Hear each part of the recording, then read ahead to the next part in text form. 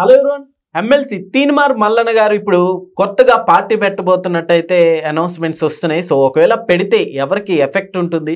So ఒకసారి దీని గురించి డిస్కస్ చేసుకునే ప్రయత్నం అయితే చేద్దాం. ప్రస్తుతం మనతోటి పొలిటికల్ అనలిస్ట్ సిఎస్ రావు గారు ఉన్నారు. వెల్కమ్ చెప్దాం. Hello sir. Hello sir, Teenmar Mallanna ఇప్పుడు కొత్తగా పార్టీ పెడితే ఎలా ఉండబోతుంది సార్? ఏ పార్టీకైనా ఎఫెక్ట్ కొడుతుందంటారా? భవిష్యత్తులో ఆయన అసలు ఎవరిని టార్గెట్ చేస్తున్నారు, ఎవరిని టార్గెట్ చేయడానికి ఈ పార్టీ పెడుతున్నారు అనేది ఒక పెద్ద ప్రశ్న. కారణం ఏంటంటే ఆయన బీసీ పోలరైజేషన్ చేయాలి, బీసీ ఓటర్స్ తప్ప మాకెవరు వద్దు అనేది ఆయన పాలసీ. మాకు 55% బీసీలు ఉన్నారు, ఇంతకు మించి మాకు వేరే వాళ్ళ ఓట్లు వద్దు అని చెప్తున్నారు. ఆయన డైరెక్ట్గా చెప్తున్నారు, రెడ్డి ఓట్లు వద్దు, దొర ఓట్లు వద్దు, మాకు కావాల్సిన ఓన్లీ బీసీ ఓట్లు చాలు, 55% మేము ఉన్నాము, మా ఓట్లు మేము వేసుకుంటాం, మేము రాజ్యాధికారం మాదే అని చెప్పేది అది ఆయన పాలసీ. సరే, ఆయన పాలసీ మేరకు ఇప్పుడు పార్టీ బీసీల పోలరైజేషన్ కోసం పెడుతున్నారు. దానికి సంబంధించి అజెండా ప్రకటిస్తారని చెప్పేసి అనుకుంటున్నారు. సెప్టెంబర్ 17 ఇవాళ దీన్ని విలీన దినోత్సవం, విమోచన దినోత్సవం, విద్రోహ దినోత్సవం అని చెప్పి రకరకాలుగా జరుపుకుంటూ ఉంటారు తెలంగాణలో. విలీనం అని కొన్ని పార్టీలు, విమోచనం అని చెప్పి బీజేపీ, తర్వాత విద్రోహం అని చెప్పి ఎంఐఎం, ఇలా రకరకాలుగా ఈ సెప్టెంబర్ 17 వస్తే ఈ పదాలు వినిపిస్తుంటాయి మనకు తెలంగాణలో. సరే, ఏమన్నా కానీ విలీనం అన్నా, విద్రోహం అన్నా, లేకపోతే విమోచనం అన్నా భారత్లో అంతర్భాగం అయినటువంటి రోజు హైదరాబాద్ సంస్థానం. సో ఈ రోజుని పురస్కరించుకొని ఆయన పార్టీని అనౌన్స్ చేయబోతున్నారు. అనౌన్స్ దానికి అజెండా అయిపోయింది, పార్టీని కూడా ఫ్లోట్ చేస్తున్నారు. ఇది ఎవరికి ఎఫెక్ట్ వస్తుంది రాబోయే రోజుల్లో? అసలు ఇప్పుడు ఆయన కాంగ్రెస్ పార్టీలో ఉన్నారు, కాంగ్రెస్ పార్టీ తరఫు నుంచి ఎమ్మెల్సీ అయ్యారు. బేసిక్గా ఆయన ఉద్యమకారుడు, తెలంగాణ ఉద్యమకారుడు, ప్రత్యేక రాష్ట్రం కోసం పోరాడినటువంటి వాళ్ళల్లో ఈయన కూడా ఒకళ్ళు. ఆ తర్వాత ఆయన మీడియాలోకి ఎంటర్ అయ్యారు. మీడియాలోకి ఎంటర్ అయ్యి తనకంటూ ఒక ప్రత్యేకమైనటువంటి స్థానాన్ని సంపాదించుకున్నారు. ఆ ప్రజాదరణ చూసినటువంటి కాంగ్రెస్ పార్టీ ఆయనకి ఎమ్మెల్సీ ఇచ్చారు. గతంలో ఎమ్మెల్సీగా 2-3 సార్లు పోటీ చేసి ఓడిపోయారు. కాంగ్రెస్ పార్టీ తరఫు నుంచి పోటీ చేసి గెలిచారు, మండలిలో అడుగుపెట్టారు. మండలిలో అడుగుపెట్టినటువంటి ఆయన ఈ బీసీ రిజర్వేషన్కి సంబంధించి బీసీ జనగణన చేశారు తెలంగాణలో కాంగ్రెస్ పార్టీ. ఆ జనగణన తప్పు, 42% కాదు, 55% ఉన్నారని చెప్పి ఆయన రిజర్వేషన్ 42% కాదు బీసీలకు ఇచ్చేది, 55% ఇవ్వాలి, మేము 55% ఉన్నాం, తప్పుడు లెక్కలు వేశారని చెప్పేసి ఆయన ఈ బీసీ గణన పత్రాలని మండలిలోనే చింపేశారు. ఆయన చింపేసినటువంటి క్రమంలో ఆయన సస్పెండ్ చేశారు కాంగ్రెస్ పార్టీ. సస్పెండ్ చేసినప్పటి నుంచి కూడా కాంగ్రెస్ పార్టీ మీద వ్యతిరేకంగా మాట్లాడుతున్నారు, రేవంత్ రెడ్డి గారి మీద వ్యతిరేకంగా మాట్లాడుతున్నారు. ఈ మధ్యకాలంలో కేసీఆర్ గారిని ప్రశంసిస్తూ మాట్లాడారు ఆయన్ని.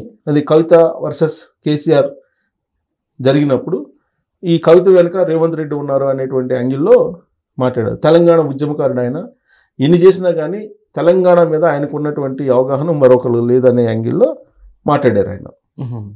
అంటే దాని అర్థం ఏంటి? రాబోయేటువంటి రోజుల్లో కేసీఆర్ గారితో కలిసి ప్రయాణం చేయడానికి ఆయన సిద్ధపడుతున్నారా? ఇప్పుడు తెలంగాణ రాష్ట్రాన్ని ఇప్పుడు ఉండేటువంటి కాంగ్రెస్ పార్టీ నష్టం చేస్తుంది, నష్టపరుస్తుంది అనేటువంటి అభిప్రాయంతో ఆయన ఉన్నారు. నీళ్ళ విషయంలో కానీ, రిజర్వేషన్ల విషయంలో కానీ అన్ని రకాలుగా నష్టం చేస్తుంది కాంగ్రెస్ పార్టీ అనేటువంటి భావనలో ఆయన ఉన్నారు. సో బీసీలకు అసలు రాజ్యాధికారం కావాలనేది ఆయన నినాదం. మరోవైపు కేసీఆర్ గారిని ప్రశంసిస్తున్నారు, ఇంకొక వైపు కవిత గారు ఏదో కొత్త పార్టీ పెట్టబోతున్నారు అనేది వినిపిస్తుంది.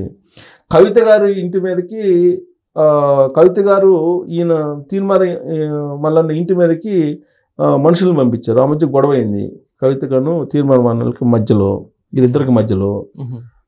సో ఈ క్రమంలో అసలు కల్వకుంట్ల ఫ్యామిలీకి మళ్ళీ తీన్మార్ మల్లన్న దగ్గర అవుతారంటే కేసీఆర్ గారిని ఈ మధ్యకాలంలో ఆయన ప్రశంసించడం ఇవన్నీ చూస్తే కనుక దగ్గర అవుతారేమో అనేటువంటి భావన కలుగుతుంది. ఎందుకంటే రేవంత్ రెడ్డి గారిని వ్యతిరేకిస్తున్నారు ఆయన ఈ మధ్య.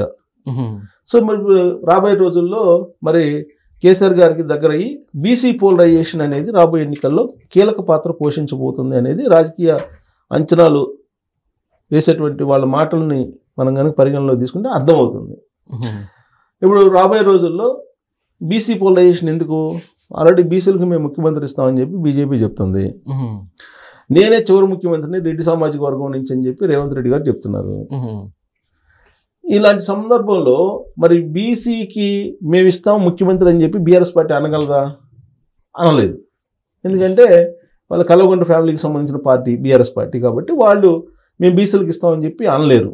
కానీ బీసీ పోలరైజేషన్ జరగాలి, బీసీలు కోసం మేము ఉన్నాము అని చెప్పి ఇప్పుడు కవిత గారు ఒక స్లోగన్ చెప్తోంది.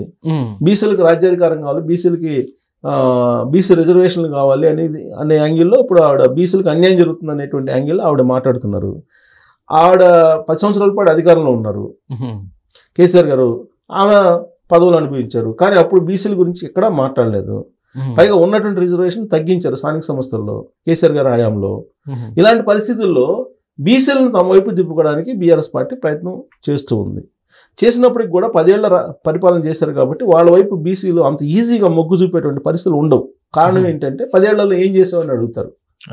10 ఏళ్లలో మీరు ఏమైనా బీసీలు చేసుంటే అడగచ్చు. 10 ఏళ్లలో ఏం చేయకుండా మీరు ఎలా అడుగుతారని నిలదీసేటువంటి అవకాశం ఉంది. కాబట్టి తీర్మాన్ మల్లన్న గారు లాంటి వాళ్ళతోటి ఒక పార్టీ పెట్టించి ఎన్నికల నాటికి ఆ పార్టీ తోటి కూటమి కట్టి ఒకవేళ బీఆర్ఎస్ పార్టీ వెళ్ళే అవకాశం ఉందా? దాంట్లో భాగంగానే ఇప్పుడు బీసీ పోలరైజేషన్ ఈక్వేషన్లోనే ఈ పార్టీని పెడుతున్నారా అనేటువంటి ఒక అనుమానాలు, అలాంటి అభిప్రాయాలు ఉన్నటువంటి వాళ్ళు కూడా లేకపోలేదు రాజకీయ వర్గాల్లో. సో మొత్తం మీద ఆయన అయితే పార్టీ పెడుతున్నారు. జనరల్గా రాజకీయాల్లో ఏంటంటే పొత్తులు, ఎత్తుగడలు ఇవన్నీ సర్వసాధారణం. ఇది కేసీఆర్ గారు చెప్పే మాటే. తెలంగాణ ఉద్యమంలో పొత్తులు, ఎత్తులు ఇవన్నీ మామూలే, ఒక్క పోరాటమే సరిపోదు అని చెప్పి ఆయన చెప్పారు తెలంగాణ రాష్ట్ర సాధన కోసం.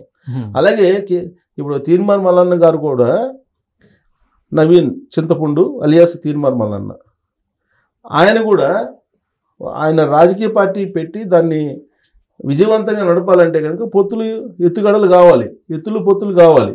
మరి ఆ ఎత్తులు పొత్తులు ఏముంటాయి భవిష్యత్తులు అని అంటే ఉండేటువంటి మార్గాలు ఏంటి? కాంగ్రెస్ పార్టీని వ్యతిరేకిస్తున్నారు, కాంగ్రెస్ పార్టీ బీసీలకు అన్యాయం చేసింది అనేటువంటి భావంతో ఉన్నారు. అంటే కాంగ్రెస్ పార్టీలోకి కలిసి వెళ్ళే అవకాశం ఉండదు.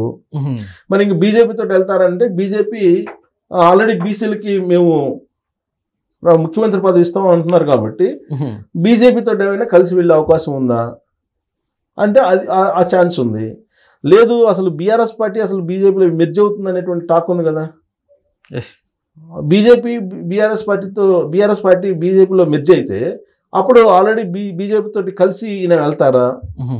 జరగబోయేటువంటి పరిణామాలు ఎలా ఉండబోతున్నాయి అనేది మనం వెయిట్ చేయాలి. కాకపోతే తీర్మాన్ మల్లన్నకి పార్టీ పెట్టే అంత స్తోమత లేదంటే అంత కెపాసిటీ ఉందా అని ప్రశ్నించే వాళ్ళు కూడా ఉన్నారు. సార్ అదే సార్, గతంలో ఎన్నో పార్టీలు వచ్చిపోయినాయి తెలంగాణలో. ఇప్పుడు తీర్మాన్ మల్లన్న గారు పెట్టి పార్టీ అసలు సస్టైన్ అవ్వగలుగుతుంది? నన్ను నిన్న ఒక అతను అడిగారు, తెలంగాణ జర్నలిస్ట్ అడిగారు, మన ఇంటర్వ్యూకి వచ్చారు, ఇక్కడ స్టూడియోకి వచ్చినప్పుడు తీర్మానం మల్లన్న పార్టీ పెడుతున్నారంటే ఆయన ఎలా ఇద్దాని అన్నాడు ఆయన నాతోటి. అంటే నేను అన్నాను అలా ఎందుకంటావు, ఎందుకు వల్ల కాదు, కేజ్రీవాల్ పార్టీ పెట్టి 3 సార్లు ముఖ్యమంత్రి అయ్యారు. ఆయన కేజ్రీవాల్కి ఏముండి ముఖ్యమంత్రిగా అయ్యాడు. సో కాబట్టి తీర్మానం మల్లన్న అంత తేలిగ్గా తీసేయాల్సినటువంటి పర్సన్ అయితే కాదు. అతని స్ట్రాటజీస్ అతనికి ఉంటాయి కదా. మరి అతను యూత్లో బీసీల్లో ఫాలోయింగ్ ఉన్నటువంటి అతను కదా, పైగా జర్నలిస్టు. మరి అతను వ్యూహాలు లేకుండా రాజకీయ పార్టీ పెడతారా? మీరు అంత ఈజీగా తీసేయద్దు. కేసీఆర్కి ఉంటే డబ్బు ఉండొచ్చు అంటే అతను బీఆర్ఎస్ సింపథైజరు. కేసీఆర్కి ఉంటే డబ్బు ఉండొచ్చు, భారతదేశ వ్యాప్తంగా సంపన్న పార్టీల్లో నెంబర్ 1 అయి ఉండొచ్చు బీఆర్ఎస్ పార్టీ. కేవలం డబ్బు వల్లే అధికారం వస్తుంది అనుకుంటే మీకు భారతదేశంలో అంబానీకి ఆదానికి కూడా ప్రధానమంత్రి వచ్చేసేయాలి పదవులు, అట్టుండదు సమాజంలో. కాబట్టి ఇప్పుడు బీసీ పోలరైజేషన్ జరుగుతున్నటువంటి తరుణంలో అతను వ్యూహం ఏంటి అనేది చూడాలి. ఫస్ట్ ఆయన కింగ్ మేకర్ అవుతారేమో రాబోయే రోజుల్లో, ఎవరు చూశారు? లేదు తెలుగుదేశం పార్టీతోటి కలిసి పొత్తు పెట్టుకొని వెళ్తాడేమో. ఎటు నుంచి ఏ ఈక్వేషన్ మారుతుందో తెలియదు కదా. బీసీల పార్టీ ఈ మధ్యకాలంలో బీసీలకి న్యాయం చేసింది ఎవరైనా ఉన్నారంటే చంద్రబాబు నాయుడు గారు తప్ప ఎవరు లేరని చెప్పి ఆయన స్టేట్మెంట్ ఇచ్చారు తీర్మాన్ మల్లన్న.